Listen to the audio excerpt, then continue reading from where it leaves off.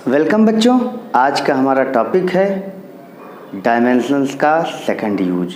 पिछले लेक्चर में हमने पहला यूज देख लिया है। आप लोग पीछे जाकर उस यूज का वीडियो ज़रूर देखें और उससे लाभ लें। सेकंड यूज हमारा जो है वो है किसी फिजिकल क्वांटिटी को एक यूनिट से दूसरी यूनिट में कन्वर्ट करना। तो आज हम लोग इसी पर चर्चा करेंगे और पिछले 4 वीडियोज डायमेंशंस पर आ चुके हैं। अगर आपको कंपटीशंस और होम एग्जामिनेशन इनमें बहुत अच्छा करना है तो इनको रुक कर वीडियो पॉज करके लगातार देखिए और जो उसमें आपको और चाहिए हो वो आप कमेंट में ज़रूर करें ताकि उसका वीडियो भी एक सेपरेट वीडियो बनाकर हम भेज सकें। तो आज हम लोग सेकंड यूज देखने चल रहे हैं, वह है conversion of a physical quantity from one system to another. तो क्या इसका है? अब जो सेकंड यूज है वो क्या है? Conversion of a physical quantity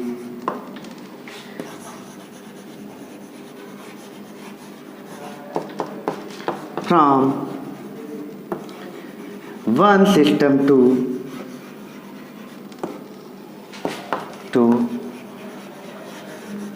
another। बहुत इम्पॉर्टेंट चीज़ है और इस वाले से क्वेश्चन कंपटीशन में ज़रूर आना है, नोट कर लो। ये बहुत टॉप का टॉपिक है, टॉपिक भी है, टॉप का भी है।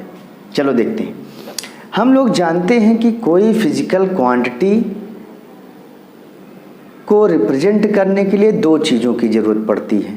एक न्यूमेरिकल वैल्यू जिसको n से दिखाते हैं और दूसरी चीज़ यूनिट, यानी कि n और u की ज़रूरत पड़ती है।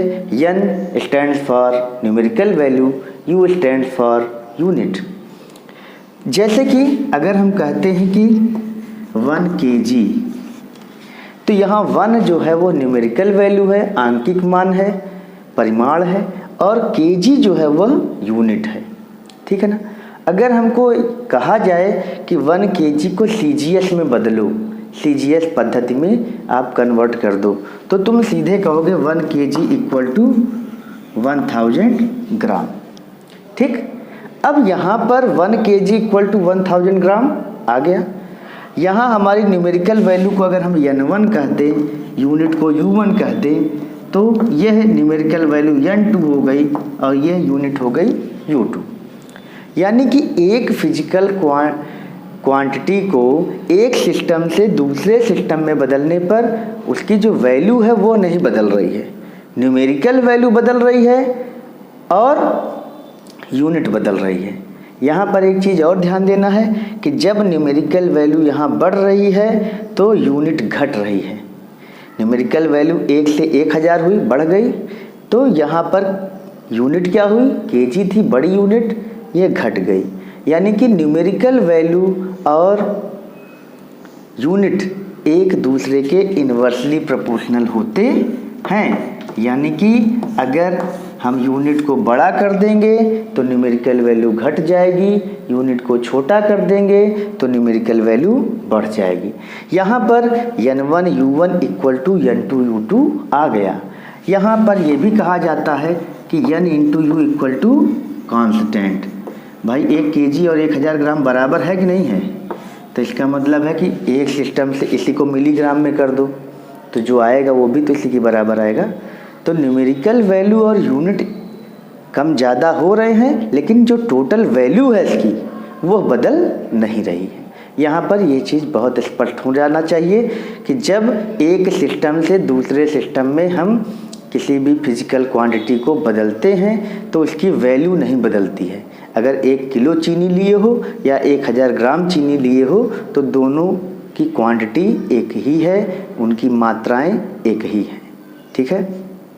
अब यहाँ तो 1 किलोग्राम 1000 ग्राम हो गया। इसी तरह से कोई कहे कि 1 मीटर है तो कह दोगे 100 सेंटीमीटर है।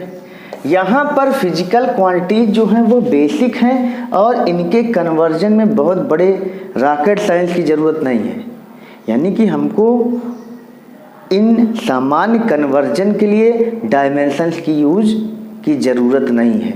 लेकिन जब यही कई फिजिकल क्वांटिटीज़ का कॉम्बिनेशन हो जाए और तब हमको कोई फिजिकल क्वांटिटी की वैल्यू दूसरे सिस्टम में निकालनी हो, तब हमको डायमेंशंस की यूज की ज़रूरत पड़ती है। अगर हमको कोई फिजिकल क्वांटिटी इस तरह दी गई है 1 kg मीटर स्क्वायर सेकेंड -3 इस तरह से दिया गया है। अब हमसे पूछा गया कि भाई इसको CGS में बदलो, तो अब यहाँ केवल kg नहीं रह गया। अगर 1 kg होता तो हम कह देते भाई CGS में 1000 ग्राम है, 1 मीटर होता कह देते 100 सेंटीमीटर। लेकिन यहाँ kg है, मीटर है, सेकंड है और इस फिजिकल क्वांटिटी को, इस यूनिट को दूसरी यूनिट में हमको बदलना है। तो अगर इसको हमें बदलना है तो हम अब डायमेंशंस की हेल्प से इनको आसानी से बदल सकते हैं। तो चलते हैं, देखते हैं क्या है इसका तरीका। तो हम लोग जानते हैं कि अगर एक फिजिकल क्वांटिटी की न्यूमेरिकल वैल्यू पहले सिस्टम में n1 है और पहले सिस्टम में यूनिट u1 है और दूसरे सिस्टम में न्यूमेरिकल वैल्यू n2 है, दूसरे सिस्टम में यूनिट u2 है, तो n1 u1 equal to n2 u2 होता है। अब हमको मान लेते हैं n1 u1 दोनों दिया है और u2 भी दिया है, दूसरे का सिस्टम भी दिया है, लेकिन हमको n2 पता नहीं है। तब हम n2 निकालने का क्या तरीका है, n1 u1 ओवर u2, ये तो हमारा फार्मूला हो गया यहाँ पे n2 equal to n1 u1 upon u2। यानी कि अगर हमको एक फिजिकल क्वांटिटी दी गई है एक सिस्टम में और कह रहा है दूसरे सिस्टम में बदलो, तो दूसरा सिस्टम तो पता लग गया, सिस्टम पता लग गया यानी कि उसकी यूनिट पता लग गई, लेकिन हमको उसका आंकिक मान न्यूमेरिकल वैल्यू ये नहीं पता लगी। अब इस न्यूमेरिकल वैल्यू को डायमेंशंस की हेल्प से कैसे निकालते हैं यही हम लोग देखेंगे। तो n2 equal to n1 u1 upon u2 होता है। इफ़ अब ये u में क्या होगा, मास होगा, लेंथ होगा, टाइम होगा, ये सब होगा, इन्हीं से मिलकर u1 बना होगा, उन्हीं से मिलकर u2 बना होगा। भाई इसका सिस्टम अलग है लेकिन m l t तो होगा ही, हम मान लेते हैं इसमें m l t ये सब चीज़ें हैं। तो if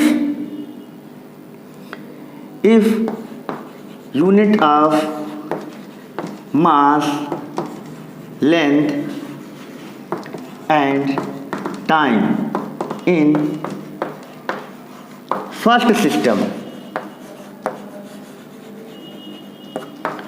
are m1, l1, t1 respectively, and units of mass, length, time in second system, ध्यान देना बेटा, in second system are m2, l2 and t2 respectively।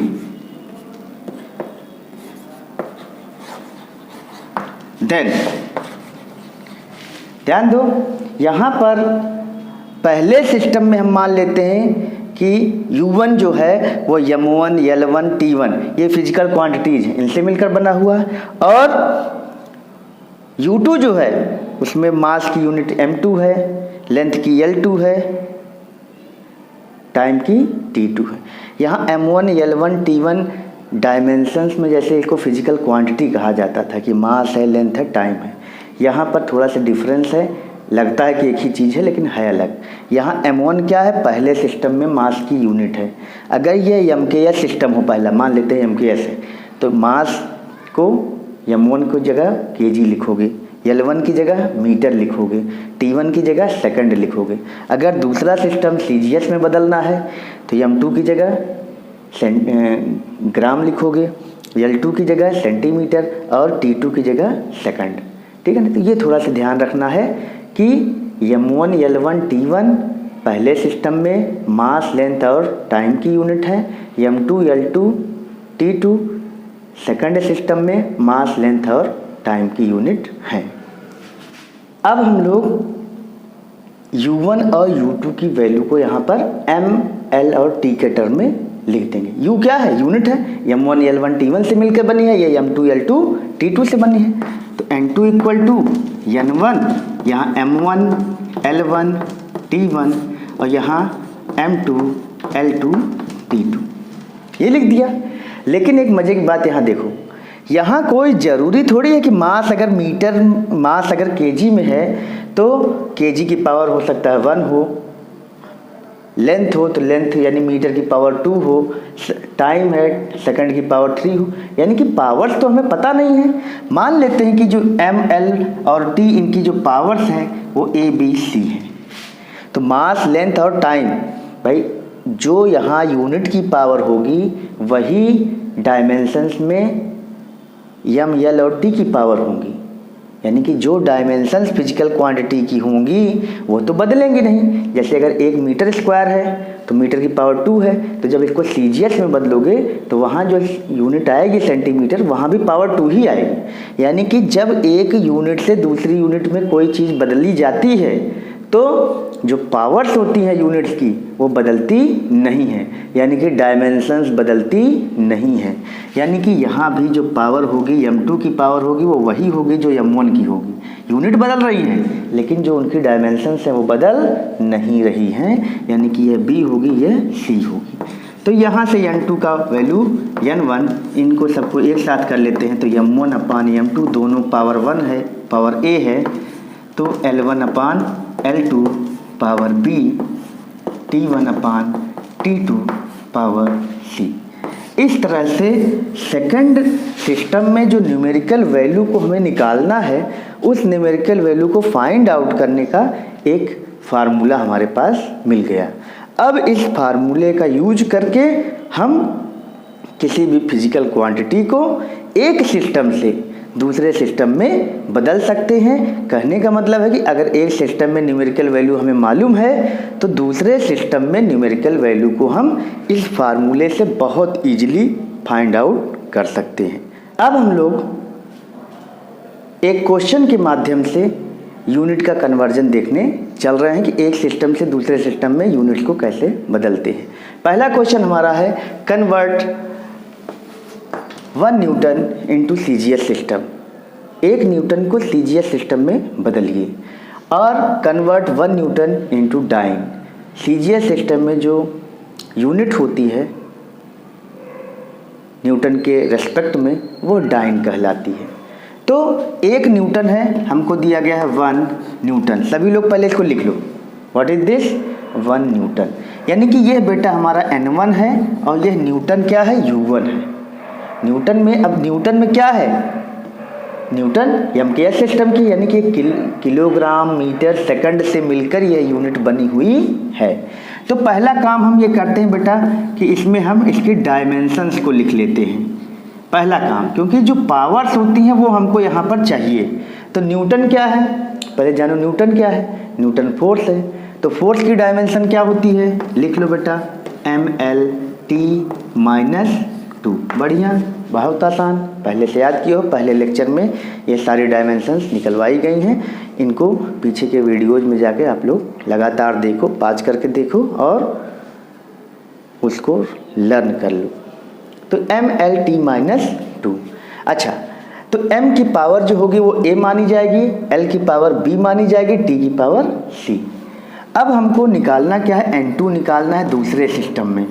तो n2 इक्वल टू हम लोगों ने देखा था n1 m1 upon m2 power a, l1 upon l2 power b, t1 upon t2 power c। बहुत इंपॉर्टेंट चीज़ चल रही है, बहुत ध्यान से इसको पढ़ना।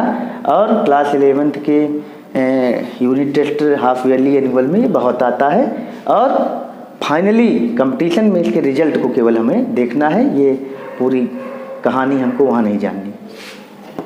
तो n1 क्या है? n1 तो 1 है, ठीक है। m1, अब देखो बेटा m1 पहला सिस्टम में मास क्या होगा, न्यूटन जो होता है वो मीटर किलोग्राम सेकंड से मिलके बना है, तो न्यूटन में क्या शामिल रहा होगा, मास की यूनिट केजी, केजी लिख दो। और जिसमें बदलना है नीचे M2 L2 T2 वो सिस्टम में यूनिट है जिसमें बदलना है, तो बदलना किस में है, CGS में। अगर CGS में बदलना है तो CGS में बताओ मास की यूनिट क्या होती है, बोलोगे ग्राम, ग्राम लिख दो। अच्छा पावर A है, तो पावर क्या होती है, पावर तो डायमेंशंस होती है, चाहे वो यूनिट की पावर हो वो भी डायमेंशन है, और चाहे फिजिकल क्वांटिटी की पावर्स हो, मास लेंथ और टाइम की, वो भी डायमेंशंस है। तो यहाँ मास की पावर क्या है, 1 है, यहाँ ये मास की पावर क्या हो जाएगी, 1, क्योंकि भाई क्वांटिटी तो वही है तो पावर्स बदलेंगी नहीं। लेंथ, पहले सिस्टम में लेंथ यहाँ मीटर होगी MKS में, दूसरा CGS में बदलना है सेंटीमीटर। पावर, लेंथ की पावर यहाँ से लेंगे, और टाइम की यहाँ सेकंड होता है, MKS में सेकंड होता है, CGS में भी सेकंड होता है, पावर -2। बहुत आराम से ये चीज़ हम लोग कर लेंगे। यहाँ सेकंड कट जाएगा। यहाँ अब हम क्या करेंगे, क्योंकि हमें दूसरे सिस्टम में न्यूमेरिकल वैल्यू फाइंड आउट करना है, तो तुरंत हम इसको बदल लेंगे ऐसे सिस्टम में जहाँ से एक बदल जाए। तुम जानते हो कि 1 kg में 1000 ग्राम होता है, 10³ ग्राम होता है, अपान ग्राम कर लिए।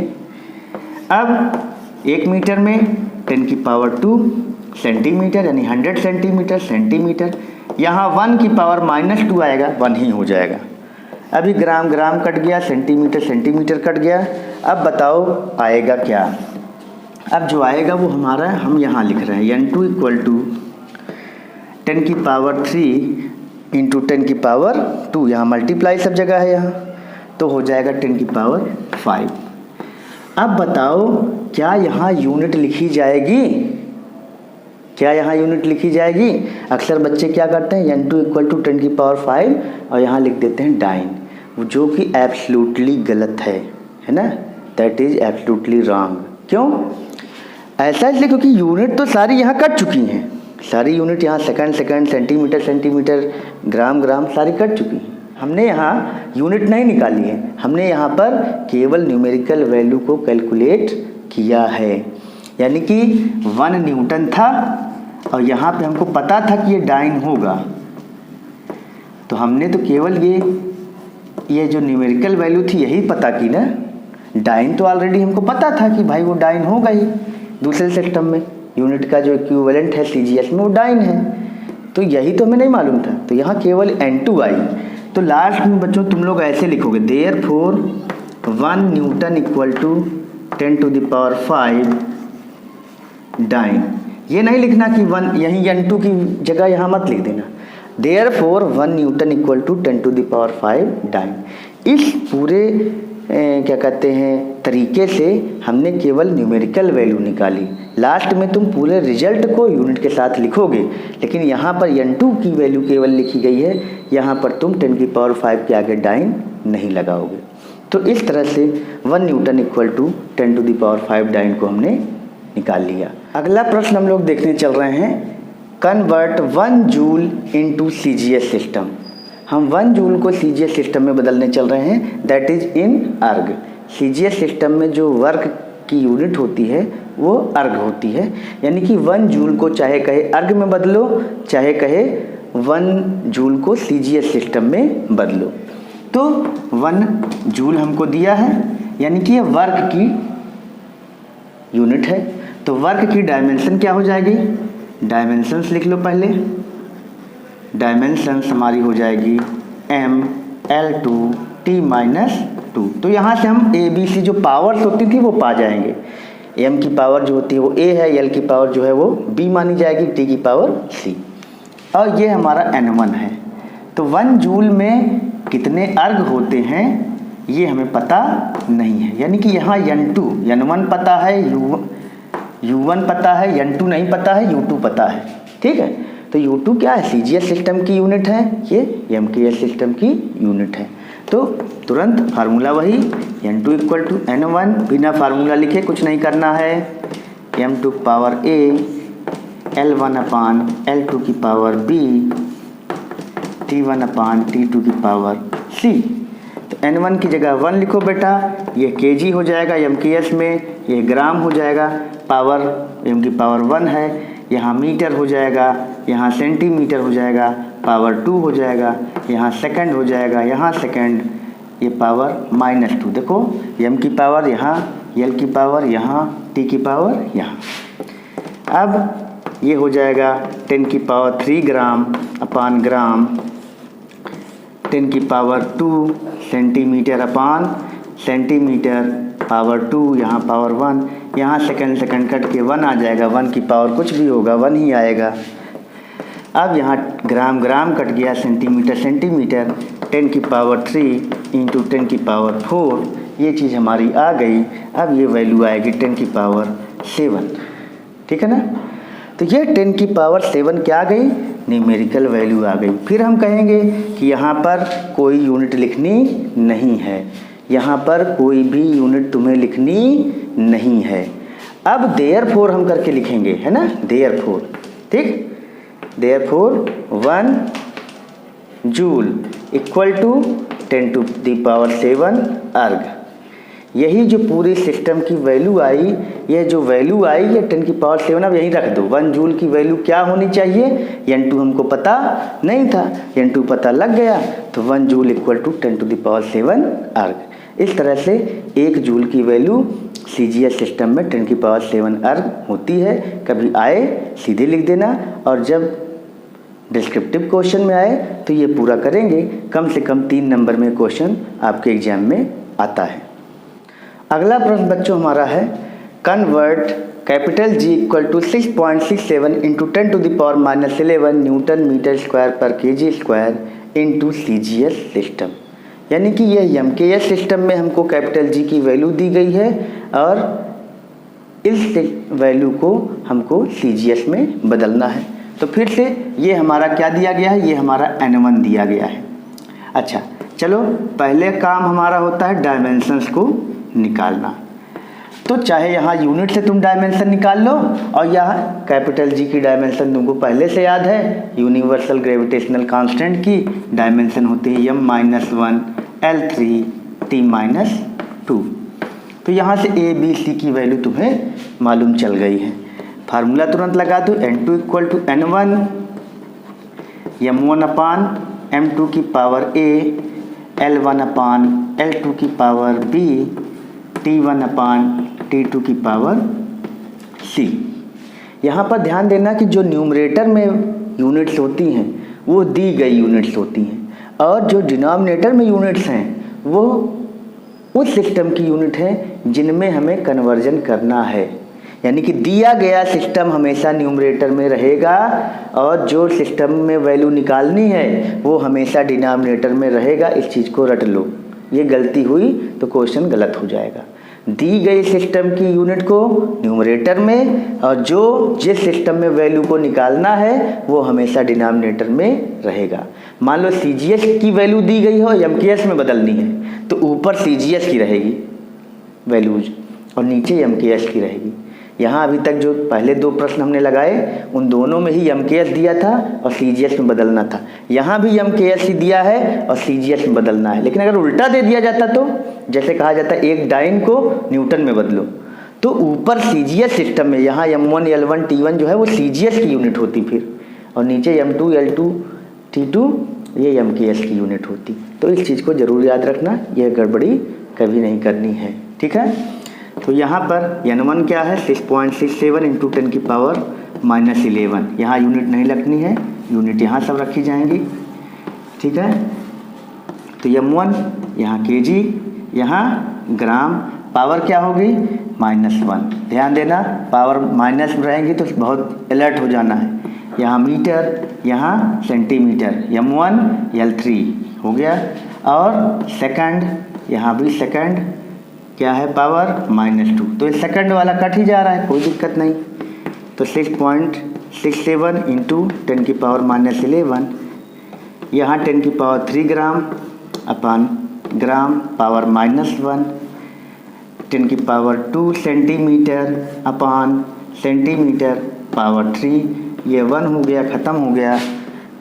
ग्राम ग्राम कट गया, centimetre centimetre, 6.67 into 10 to the power -11 into 10 की पावर बेटा हो जाएगा -3, 3 का -1 में मल्टीप्लाई हो जाएगा 10 की power -3 into 10 to the power बेटा ये 3 2 जा 6, ठीक है ना। अब 6.67 इंटू 10 की पावर -11 -3 -14 हो गया, -14 में 6 जुड़ जाएगा तो हो जाएगा ये -8, ठीक। ये n2 की वैल्यू हो जाएगी। फिर हम यही कहेंगे कि यहाँ पर यूनिट नहीं लिखना है, यूनिट लिखे तो गड़बड़ी हुई और एग्जामिनर अगर नंबर काट ले तो कह देना कि एकदम सही कटा है, उस पर आर्ग्यू नहीं करना है कि क्यों काट लिया आपने, है ना। अक्सर बच्चा क्या कहता है, मेरा सब सही है, मेरा सब सही है, और रहता गलत है।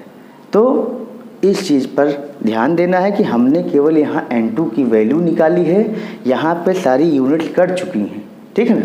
लेकिन अब हमसे जो पूछा गया था इस जगह पे हम वहाँ पर आंसर लिखते समय कंप्लीट आंसर लिखेंगे, यहाँ पर यूनिट नहीं लिखेंगे क्योंकि यहाँ यूनिट कैंसिल आउट हो चुकी हैं, ठीक है। तो इतना बच्चों तुम लोग लिख लो। इसके बाद आंसर हम लोग क्या लिखेंगे, जब आंसर लिखेंगे तो लिखेंगे देयरफॉर 6.67 इंटू 10 की power -11 newton metre square per kg square is equal to 6.67 into 10 to the power -8 आ चुका है। और न्यूटन की जगह क्या लिखोगे बेटा, न्यूटन की जगह लिखोगे डाइन, मीटर की जगह सेंटीमीटर स्क्वायर, पावर वही रहेंगी अपान ग्राम स्क्वायर। तो अब ये हमारा आंसर होगा क्या, 6.67 into 10 to the power -11 newton metre square per kg square is equal to 6.67 into 10 to the power -8 dyne centimetre square per gram square, ठीक है ना। इस तरह से आज हम लोगों ने देखा कि किसी फिजिकल क्वांटिटी की यूनिट को एक सिस्टम से दूसरे सिस्टम में किस तरीके से बदला जाता है। अगले लेक्चर में हम लोग डायमेंशंस का थर्ड यूज देखेंगे, और जिसमें हम देखेंगे कि अगर किसी फिजिकल क्वांटिटी की डिपेंडेंस और सारी क्वांटिटीज़ पर पता हो तब उस फिजिकल क्वांटिटी का डेरिवेशन बाकी क्वांटिटीज़ के टर्म्स में किस तरीके से करेंगे, यह हम लोग नेक्स्ट लेक्चर में देखेंगे। तो अगले लेक्चर का इंतज़ार करिए, तब तक के लिए गुड बाय।